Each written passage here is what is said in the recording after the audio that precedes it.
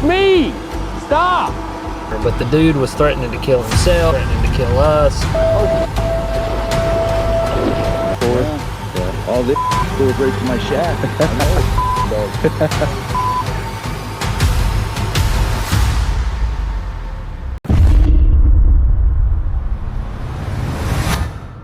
A group of friends was enjoying a day out by a river in northern Australia, swinging on ropes, swimming in the water, and soaking up the sunshine.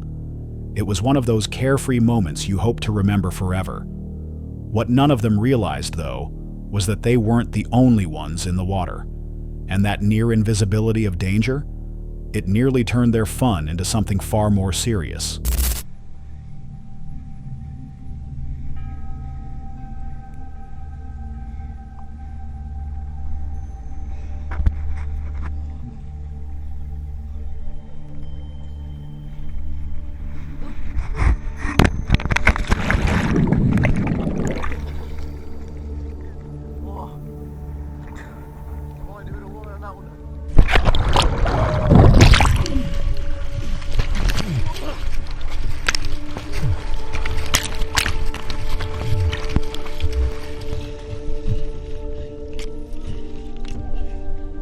As one of the guys splashed into the river, the camera caught something terrifying. A massive crocodile surged from below, heading straight toward him. Somehow, and it's not exactly clear how, he made it out unharmed. The reptile either miscalculated or veered off at the last second. Still, the fact that it came that close is chilling enough. Despite the odds, the guy escaped. And the footage speaks for itself. That was no near miss. That was a razor-thin line between thrill and tragedy. It's hard to say exactly why the crocodile didn't follow through. Maybe the commotion of the splash threw it off, or maybe it went for the camera thinking it was prey. Either way, it's a rare outcome. Most encounters like this don't end so cleanly. It makes you wonder, how many times do people swim in those rivers without ever knowing what's lurking just beneath? And next time, will they be just as lucky? Hold on a sec. If you're enjoying this so far, make sure to hit that subscribe button. Let's continue.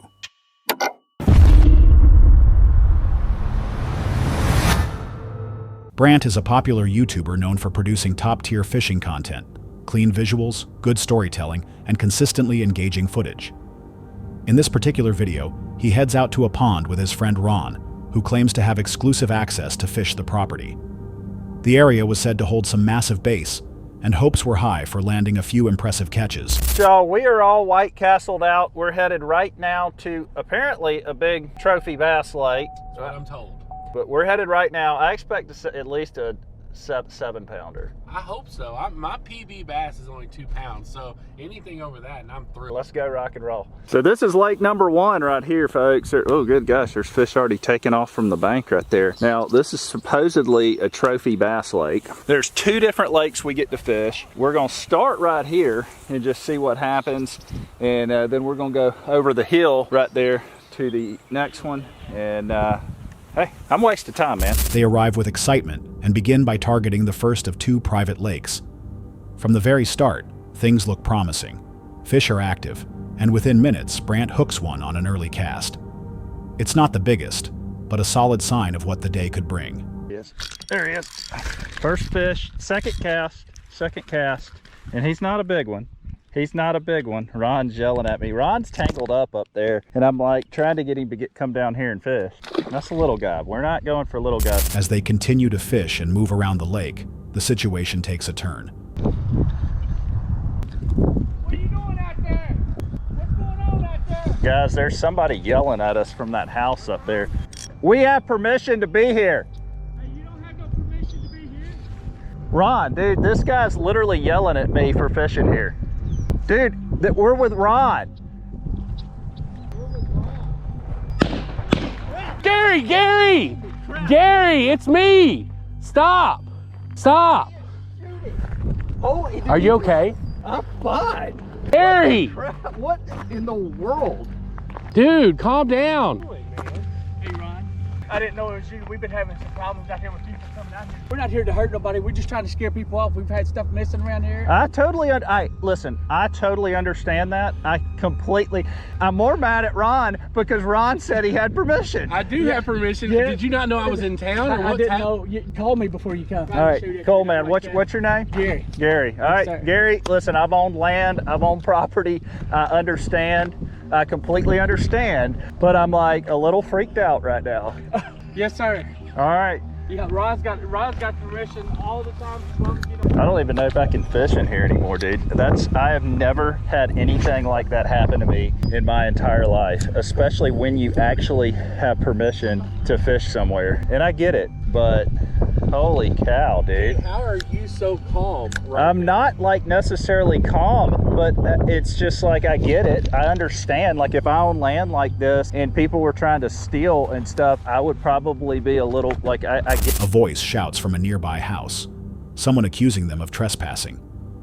What follows is a tense exchange. The man doesn't recognize them at first and demands answers. Ron tries to de-escalate, identifying himself and explaining that he has ongoing permission to fish the area. After some confusion, the man, who turns out to be someone Ron knows, realizes it's a misunderstanding.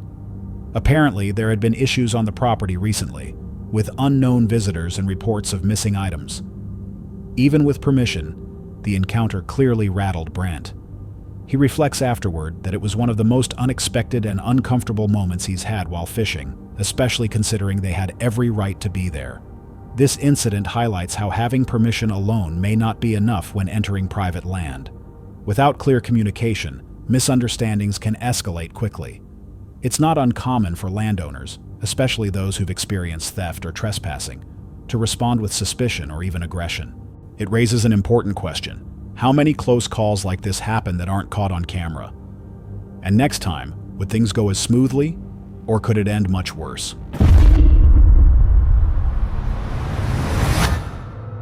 Alex is a content creator best known for peaceful fishing videos, calm waters, relaxing moments, and the occasional big catch. His channel is all about unwinding in nature, but one recent outing didn't go quite as planned. All right, boys and girls. First thing I'm gonna do is go talk to this guy right up here in this kayak and see if it's this guy's rod, and then we're gonna focus on catching fish. Water's like 2 foot down. It's chilly.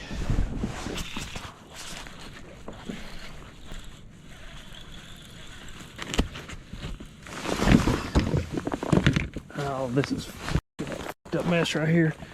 Stay pinned, buddy.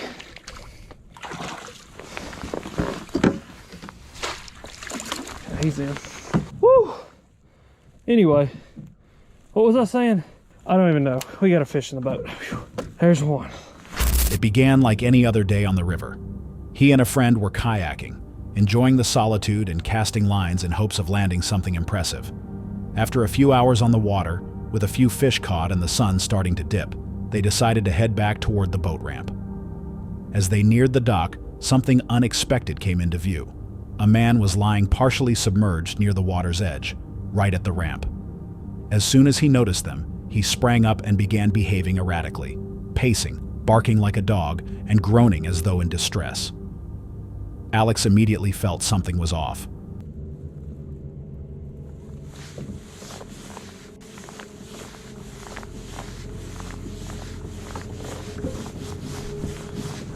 How you doing, bub? No, I'm good, man. I'll ease her up in here.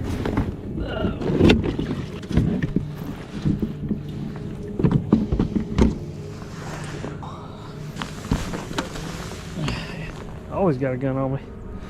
I ain't gonna shoot you. I ain't gonna shoot you.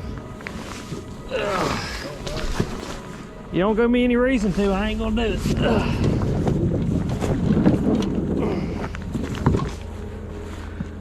That's what I've heard. Despite the bizarre scene, that ramp was the only way out, so they cautiously approached. The man began ranting, making concerning comments about weapons and death. His behavior quickly escalated. Even as Alex and his friend tried to keep a safe distance, the man came closer, talking about wanting to die and making vague threats. At one point, he even implied that he might harm them.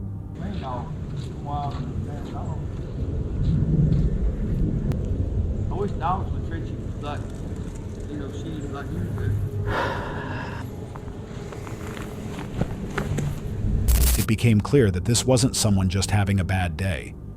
This was a volatile and potentially dangerous situation. Recognizing the risk, they decided to call law enforcement.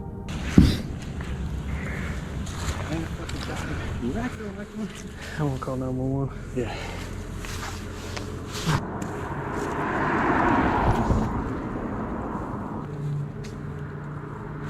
Yeah, I just wanted to report a guy. I'm at Holston River Park. He seems to be high, and he's threatening to kill himself and threatening to kill others, and walking around down here on the boat ramp making a bunch of crazy noises and stuff, and waiting on my wife to show up so that we can go get my car, because I did a river float, and already had to tell him to back away several times, and he's saying he wants to kill himself and stuff. We pulled up to the boat ramp where we were going to pull out and to meet Bethany so that we could get the kayaks loaded up, and there was a dude laying on the boat ramp high as a kite, and I don't know how much of it that I got on camera, if any of it at all. I know I got the call to the cops on camera, but the dude was threatening to kill himself, threatening to kill us, you know, just threatening to harm himself, and then he ended up getting in the water and just wasn't a good situation. You know, he was high on something, obviously. He was obviously putting himself in danger, didn't want him to put me in danger or put me in a bad situation, so I ended up giving the cops a call, and they have showed up. I'm heading back that way actually right now to load the kayaks up, and Jacob said that the cops have showed up and that the guy jumped in the water and is now like running from them in the water, swimming away from them, and is like floating down the river because the current is so strong. I mean, there's, you know, 3-4 miles an hour current, and so this dude's high and he's in the water and he is floating away. So I don't know, I'm gonna get back down here, I'm gonna load up my kayaks and just get out of the... When officers arrived, the man fled, not on foot, but by diving into the river and letting the current carry him away. What makes situations like this especially unpredictable is the mental state involved. Someone who appears high and begins talking about weapons or death is no longer in a rational frame of mind. That unpredictability can turn dangerous in an instant. Keeping distance, staying calm, and alerting authorities was absolutely the right move. It makes you wonder, what if they hadn't arrived when they did? Or worse, what if the man had actually been armed? Moments like these remind us how quickly a calm day outdoors can spiral into something far more serious. In another unsettling encounter, this time on a frozen lake, the channel Shay's outdoor adventure captured a strange incident while ice fishing. Shay, who typically shares peaceful fishing content, was out enjoying the cold morning when he was approached by someone exhibiting aggressive and bizarre behavior. Morning. Oh yeah. Man, you've been out here every morning and night too, huh? Yeah. Oh yeah, live scope is nice. Any luck the past couple days? Oh yeah. Yeah. Any nice walleyes? Yeah. Yeah. Brother got a real nice one yesterday. But yeah, you gotta be fishing right now. What's on that thing? Live scope, LVS 34. Yeah. All this goes right to my shack. I know it does. You better knock it off. What? Yeah. What? You too then. What are we up to? I don't know what you're even talking about. Jeez, we didn't do nothing to you. Cool, I get to make you go viral. Cool. Look at this dip. You see him? Cool. The man came up casually at first, asking typical questions about gear and recent catches. But almost without warning, his tone shifted. He became confrontational, making strange comments and accusations. Shay hadn't done anything. The man was simply acting hostile for no clear reason. Even after walking away, the individual didn't stop. He moved on to another person nearby, a woman fishing alone, and began harassing her as well. That's when Shay decided to call the authorities, reporting the behavior as fishing harassment. You have reached the 24-hour Wisconsin Department of Natural Resources confidential tip hotline. This line is for reporting violations only. Are you guys the Silverado? Okay, I'm just reporting him for fishing harassment. I was just gonna go get his plate, so feel free to call too. Go get a warden out here quicker. He came over here and said, I know where you live, I know where you're driving. Exactly. So we both got evidence, or I got it on camera, so. Really good. Well, good luck. Shay managed to get a photo of the man's license plate, and when police followed up, they discovered the vehicle's registration had expired. So not only had the man gone out of his way to bother strangers, but he wasn't even legally allowed to be driving. By the time officers arrived, the man was gone. He later returned, offering what could be called an apology, though his attitude remained defensive and accusatory. I just want to apologize. I didn't have any right to at you, but you guys have no right to be doing what you're doing. What are we doing wrong? Come on, man. You explain it to me. What did you bring to shore when you went there? What do you mean? Right after I came and confronted you. I went to go talk to the cops. No, they weren't there yet. They told us to go wait. I went to go take a picture of your license plate. It ain't my truck, so don't That's matter. fine. How do you know what truck's mine? The green one, because I asked the other guys. Oh, all right. So the cops want me to call them? Look at all the stuff you got on you. Yep. They'll be in contact with you. It's okay. I just said I'm apologizing, so. Understandable. That wasn't a way to react this morning. No, it wasn't. That's why I'm coming and apologizing. Understood. Too. Despite claiming he was sorry, he continued questioning others and trying to justify his earlier behavior. Unfortunately, this kind of unprovoked aggression is becoming more common in public outdoor spaces. Whether it's fueled by substance use, personal issues, or just a bad attitude, some individuals seem to seek out conflict, even in peaceful environments like a frozen lake. Shay handled it wisely by staying calm, gathering evidence, and reporting the issue. But what if Shay hadn't been there? What if it had only been the woman fishing alone? These situations make us question. How would you react? Would you stay composed, or would you stand your ground and risk things escalating? A few days earlier, the narrator had gone fishing and walked away with just a single tiny catch. Humbling, sure, but it sparked curiosity. What kind of strange encounters do others experience while fishing? That leads us to a channel called Skyfish, known for peaceful yet exciting fishing adventures. In this particular video, things began normally. The plan was to fish a river that's been dammed at multiple points, a place with diverse fish species and countless hidden pockets to explore. Fishing a river that's been dammed up in a bunch of different areas. There are so many different spots to fish under here. I'm gonna try to wade all the way out as far as I can that way and catch every single species of fish under here that I can. This is the Oswego River, and I'm gonna fall face first in the Oswego River in a second. But I'm gonna trek it across these slippery, algae-filled rocks. The Oswego River has bass of all sorts: bowfin, gar, muskie, catfish, walleye. Already, you see there's a giant smallmouth at my feet there. I'd imagine most people who fish this spot stay to the bank. It's a little bit treacherous to wade out here. I'm already stepping on fishing line, because coming out here can be slightly intimidating, especially when you're below a dam. And there's all these signs around saying that the river will rise super quick after they sound the alarm 3 times. So we're hoping not to hear any alarm sounds today, and I'm hoping that there's a way to get all the way over there and it doesn't get too deep. I think I should be able to pull it off. To start off fishing, I have an Easy Shiner Kitech tied on. Just looks like a bait fish that's floating down the stream. That's really all you need to fish a lot of these spots. Just imitate a bait fish. You'll catch 90% of the fish. First bite's gonna tell us a lot. I'd imagine it's gonna be a smallmouth. I've already seen a ton of them. Pretty soon I'm gonna start fishing for fish that probably haven't been fished for in a long time. Any of the fish. From the start, the fisherman pushed into deeper territory, trekking across slick, algae-covered rocks and casting toward the center of the river. He was aiming to catch a variety of species, and he did, including largemouth and smallmouth bass. But as he moved closer to the dam itself, things took a turn. Got him. Fish on. That's one that actually bit, I'm pretty sure. Not big. Not big at all. But actually another bass. Not a bad one. Ooh, he's coming right at me. Oh my god. Wow, look at this. This looks like a spotted bass.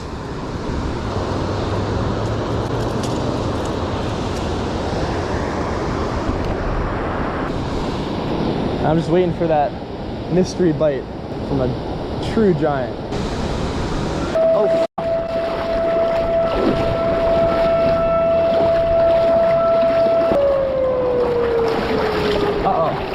I gotta go.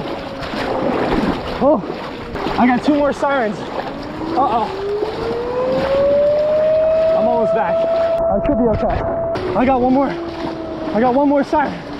Holy, these rocks are so slippery. I gotta calm down. I gotta keep my breath stable. The water might be coming out of those releases right there. Come on. Hopefully she falls to the water. Where's the water gonna come from? If it's not coming out of it, I'm staying fishing. I'm gonna keep casting for a second. Oh, wow. That just scared the absolute shitters out of me. Where's the water coming from? I think they false alarmed me. Can't tell. I just sprinted my ass from all the way over there. I was terrified. I was in the middle of the river over there, and I saw a sign earlier that said, alarm sounds 3 times, the water will raise rapidly. And I'm saying beneath these things, if they open them up, this river will turn into the Niagara. Warning signs had been posted around the area. When the alarm sounds 3 times, water levels can rise rapidly. And then it happened. The sirens began. Suddenly realizing he was in a vulnerable spot, the fisherman scrambled to cross back over the rocks toward the bank. The footing was treacherous, and he injured his leg in the process.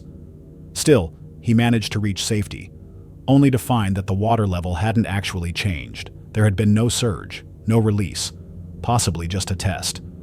But the fear? That was very real. Rather than packing up, he decided to keep fishing, even after the false alarm. From the shoreline, he cast out again, unfazed, determined, and maybe just a little bit reckless. Ignoring posted warnings near dams is never a good idea. The power of released water in a controlled river system can turn dangerous in seconds. Even experienced anglers sometimes underestimate how fast things can change.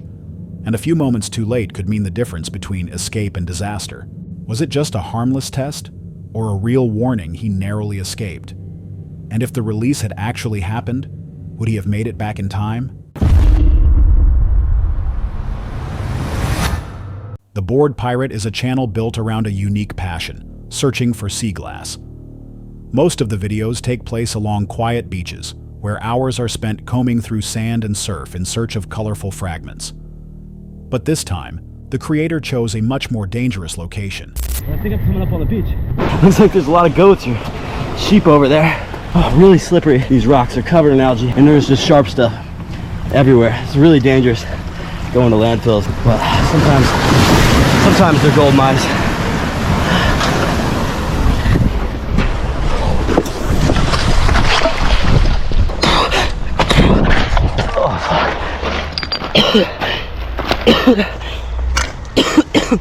Oh man, that backhoe just covered me in fire. Oh, that sucked. Didn't know if I was gonna make it out of that one. Wow, I got a little filthy. Like I said, it's a dangerous job, but somebody's gotta do it. Let's see if we can find some sea glass. Hey goats or sheep. Ah, man, yeah, I'm just covered in sweat. I had to hold my breath for a minute there. Near an active volcano. Instead of calm shores, this hunt began on a jagged, slippery path surrounded by sharp debris and coated in algae. It was a landfill-like zone, unpredictable and full of hazards. Despite the risk, the area held promise for rare finds. That's when things went sideways. A nearby excavation machine unexpectedly triggered a blast of hot ash and debris, completely engulfing the creator in a cloud of fire and smoke. The sudden wave of heat and choking dust forced him to run blind through treacherous terrain, dodging twisted metal, unstable rocks, and scattered rubble, all while holding his breath to avoid inhaling. The escape was chaotic and dangerous. One misstep could have ended with a serious fall onto rusted iron bars or sharp debris. It wasn't just uncomfortable, it was life-threatening. He eventually made it out, exhausted and covered in soot. The mission, technically still on, but the near disaster raised a much more serious question. While seeking out hidden treasures like sea glass can be rewarding, pushing into zones marked by geological or industrial danger introduces real consequences. Volcanic regions, especially those with active excavation or unstable terrain, carry risks far beyond slippery footing. Heat, ash, and toxic gases can escalate situations in seconds. So, was it worth it? And more importantly, how many other explorers have wandered into places like this without realizing how close they came to disaster? That's all for tonight's video. Which encounter gave you chills? Let us know in the comments below. Got your own experience? We want to hear it. And whatever you do, don't miss what's coming next.